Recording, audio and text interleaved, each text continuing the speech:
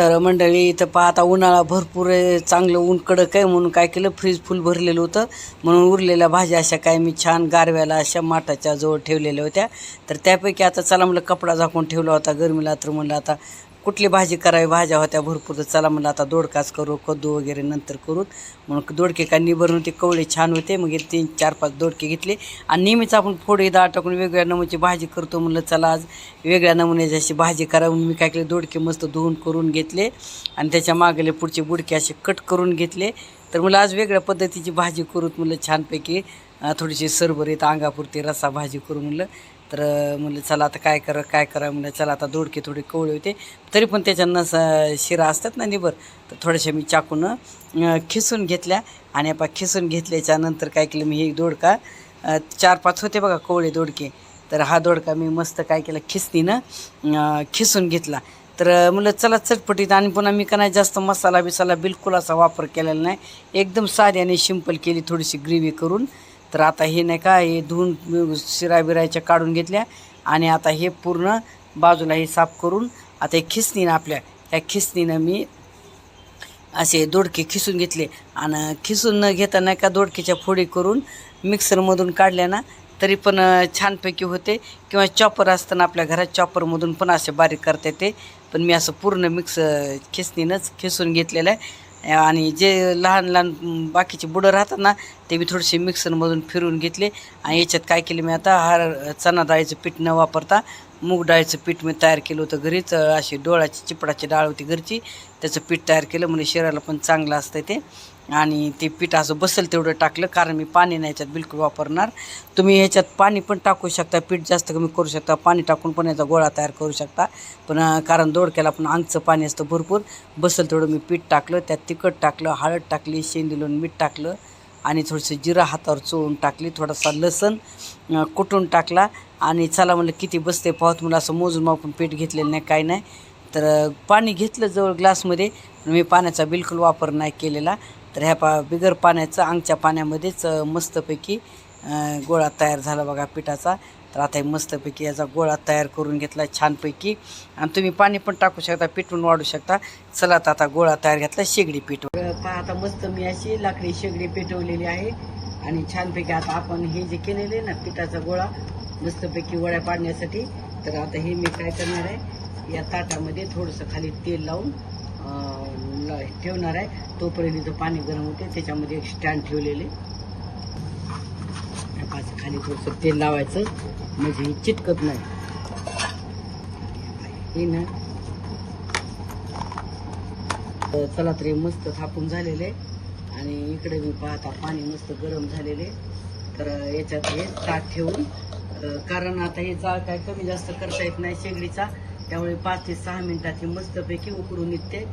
याच्यावर काय करतात, ताट पालतं घालायचं, एक 5-6 मिनिटं असं ठेवायचं मस्तपैकी तयार होईपर्यंत. काय केलेलं आहे, एक कांदा खूप मोठा होता पा इतका, तर यातला एक अर्धा कांदा कट करून घेतलेला आहे. आणि एक टोमॅटो त्यातले बी काढलेले, हे अर्धा टोमॅटो कट करून घेतले, कारण आपल्याला ग्रेव्ही तयार करायची. आणि इकडं पा लसूण अद्रक हे पण कुटून ठेवलेले तयार. आपण झालं का वडी,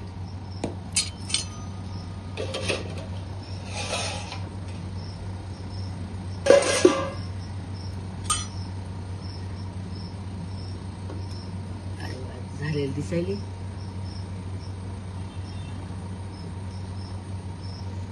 झाले मस्तपैकी. आता हे उतरून घेऊ. आता हे थंड होईपर्यंत काय करणार आहे मी, याच कढईमध्ये कांदा आणि टोमॅटो ग्रेव्हीसाठी थोडंसं फ्राय करून घेणार आहे. थोडंसं तेल टाकणार आहे, जास्त नाही. थोडंसं थंड झालेले तो पण याच्या अशा वड्या पाडून घेणार आहे.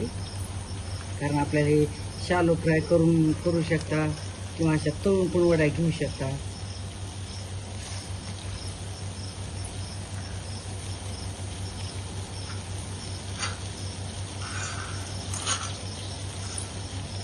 पाणी मस्तपैकी निघालेले.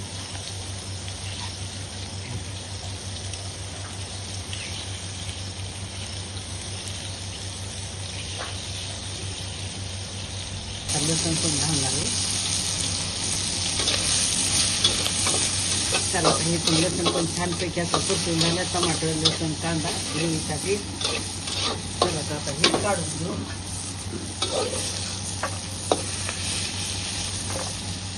आता हे आपण थंड झाल्यानंतर हे जे ग्रेव्ही तयार करून घेतलेली पेस्ट, आणि आता हे जे वडे आहेत ना, तर आपण हे ज्या कढईत आपण कांदा घेतला होता ना फ्राय करून, तर त्याच कढईत थोडंसं तेल आहे आणि त्याच्यामध्ये आणखी थोडंसं तेल टाकून मी थोड्या थोड्या तेलामध्ये ह्या वड्या थोड्याशा परतून घेणार आहे.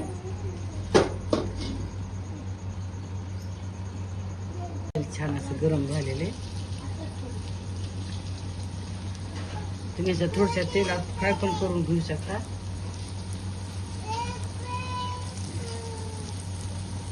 मस्त पैकी त्यात तळून निघाले छान.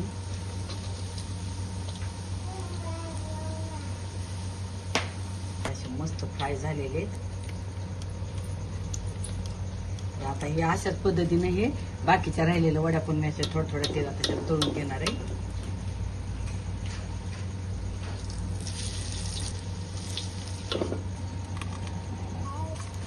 फ्राय करून ते उरलेलं जे तेल आहे ना, तर हे जास्त होते म्हणून मी थोडंसं तळलेलं बाजूला काढणार आहे. आणि याच्यातच आपल्याला भाजीला फोडणी द्यायची. आता हे तेल गरम झालेलं, याच्यात आपण लसूण अद्रक घातलेले आणि त्यानंतर जे ग्रेव्ही आहे ना आपण तयार केलेली, हे याच्यात घालायचे. हिला चांगलं तेलामध्ये परतून घ्यायचं. तळलेलं तेल पण वाया जात नाही आणि भांडं पण दुसरीकडे पण बदलायची गरज नाही. याच्यातच आपण फोडणी मस्त ग्रेव्ही पण परतलेले. आता याच्यात काय करणार, मी थोडीशी जिरं पावडर घातलेली, थोडासा गरम मसाला, जास्त नाही, थोडीशी धना पावडर, थोडीशी हळद, लाल तिखट, कारण मी काळा मसाला हे बिलकुल वापरणार नाही. मसाला आणखीन कुठले मसाले रेडीमेड असे तुम्ही ॲड करू शकता, पण मी आता उन्हाळ्यात खूप आहे त्यामुळे मी जास्त मसाल्याचा वापर नाही केलेला. उगं थोडंसं लाल तिखट आणि गरम मसाल्याचा वापर केलेला आहे. तसं मसाला करू शकता मी एकदम कमी मसाल्याचं, कमी तिखट आणि थोडासा मसाला, गरम मसाला घातलेला. एकदम साध्या आणि सोप्या पद्धतीने मी ही भाजी बनवणार आहे. तर मी टोमॅटोच्या अख्ख्या फोडी 2-3-4 ठेवल्या होत्या ग्रेव्हीमध्ये, अशा छान वाटतात म्हणून त्या पण घातलेले. तर ह्या पण मस्तपैकी तेल सुटायलेले. त्याकडे थोडंसं हिंग घालणार आहे, कारण पचनक्रिया होते लवकर, जेवणात चव येते आणि पचन होतं. थोडंसं हिंगाचा वापर केलेला आहे, नाही टाकला तरी चालतोय. मस्त तेल सुटलेलं ग्रेव्हीला. तरी पण आता थोडंसं शिजण्यासाठी मी मिक्सरचं भांडं आहे ना, त्याची शिवून मी याच्यात घालणार आहे. थोडीशी शिजू द्यायची. जास्त तेल नाही टाकलेलं तरी पण आपल्या ग्रेव्हीला तेल सुटलेले. चला आता आपण इथं काय करायचं, पाणी घालायचं. आता घट पातळीनुसार टाकायचं पाणी.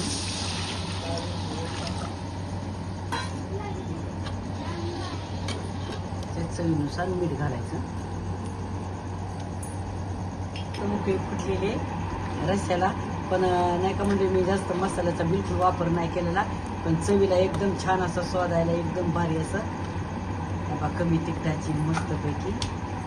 आता दोडका किसून, कारण आपण दोडक्याच्या पुढे अख्खा दोडका कधी करतो, तर मला दोडका किसून वड्या करून त्याचा रस्सा करावा म्हणलं. आता याला काय नाव द्यायचं ते तुम्ही मला कमेंट करून सांगा. आपण मस्तपैकी उकळी फुटलेले. आता आणखी 2 चांगले उकळू द्यायचे, गिरवी शिजू द्यायची. नाही का ह्या वड्या इतक्या टाकणार नाही, 2-4 पोरांना खायला ठेवणार आहे आणि बाकीच्या ह्या रश्श्यामध्ये घालणार आहे. गिरवी थोडीशी कमी करायची आणि त्याच्यामध्ये आता ह्या जे वड्या आहेत ना,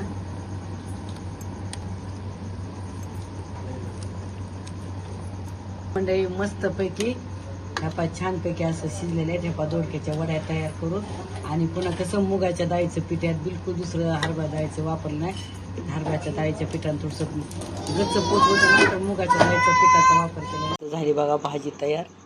चला आता मी जेवायची तयारी.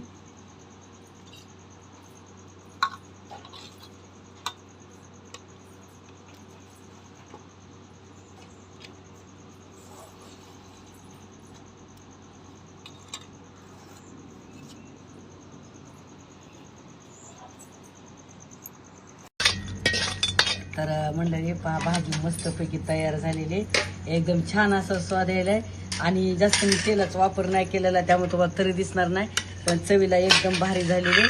आणि या अशा वड्या पण थोड्या ठेवल्या होत्या, लेकरांनी खाऊन घेतल्या. त्या मंडळी एकदम भारी आणि मस्त झालेली आहे. तर आपण दोडक्याची भाजी कशी फोडी डाळ टाकून कशी वेगळ्या नमुने करतो, तर चला मला दोडका खिसून मुगाच्या डाळीचं पीठ वापरून अशी मस्तपैकी वड्याची भाजी केलेली आहे ग्रेव्ही तयार करून. आणि याच्यात नाही काय जास्त मसाला बिलकुल वापरला नाही, थोडासा गरम मसाला वापरलेला आहे. एकदम साधी सिंपल पण चवीला एकदम भारी झाली, कारण मालकाचं पण जेवण झालं आता ज्येष्ठ. चला तर मग साध्या सोप्या पद्धतीने केलेली दोडक्याच्या वड्याची भाजी आवडला जरूर कमेंट करून सांगा. आणि तुम्ही पण अशा पद्धतीने करून पहा. आणि तुम्ही जर माझ्या आमच्या सह्याद्री चॅनलला नवीन असाल तर लाईक करा, शेअर करा आणि न विसरता